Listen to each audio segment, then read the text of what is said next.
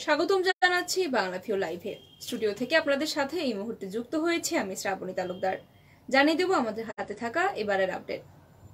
সর্বশেষ আপডেট সবার আগে পেতে যুক্ত থাকুন বাংলাভিউর সঙ্গে। পরবর্তী ভিডিও পেতে যুক্ত থাকুন এবং আপনি ইউটিউবে দেখে থাকলে সাবস্ক্রাইব করে ফেলুন। তাছাড়া আপনার ভালো লাগা, খারাপ লাগা বা যে কোনো ধরনের পরামর্শ জানিয়ে দিতে পারেন মন্তব্যের মাধ্যমে। চলে যাচ্ছে খবরে। বাংলা নববর্ষের শুরুতেই হতে যাচ্ছে একটি বিরল সূর্যগ্রহণ এবং বিশেষ একটি ভূমিকার কারণে এই সূর্যগ্রহণকে বলা হচ্ছে হাইব্রিড সূর্যগ্রহণ, যা 100 বছরে একবারই দেখা যায়। 2023 সালে মোট 4টি গ্রহণ হবে, তার মধ্যে একটি হবে হাইব্রিড সূর্যগ্রহণ এবং 2টি চন্দ্রগ্রহণ এবং 2টি হবে সূর্যগ্রহণ। পৃথিবীর বিভিন্ন প্রান্ত থেকে গ্রহণগুলো বিভিন্ন সময় দেখা যাবে। 2023 সালের প্রথম সূর্যগ্রহণ হবে 20 এপ্রিল, কিন্তু এই সূর্যগ্রহণটি হবে হাইব্রিড সূর্যগ্রহণ, তবে বাংলাদেশ থেকে তা দেখার কোনো সুযোগ নেই। আগামী সপ্তাহের বৃহস্পতিবার বাংলা বছরের প্রথম গ্রহণটি হবে, দ্বিতীয়টি হবে 14 অক্টোবর এবং 2023 সালের প্রথম চন্দ্রগ্রহণ হবে 5 মে 2023। এছাড়া দ্বিতীয় চন্দ্রগ্রহণটি হবে 28 অক্টোবর।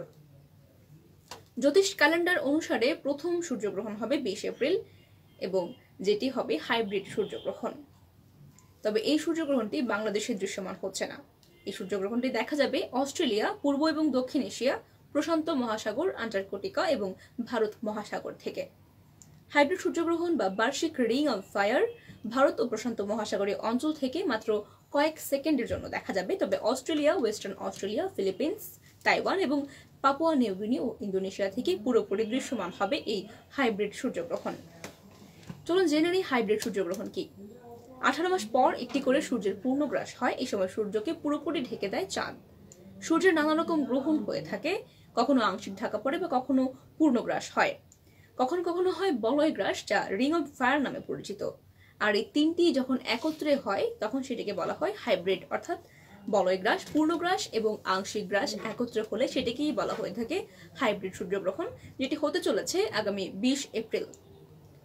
এবং সূর্যগ্রহণ দেখার সময় বিজ্ঞানীরা কয়েকটি সতর্কতা অবলম্বন করার কথা বলেছেন, তা না হলে চোখের স্থায়ী কোনো সমস্যা হয়ে যেতে পারে।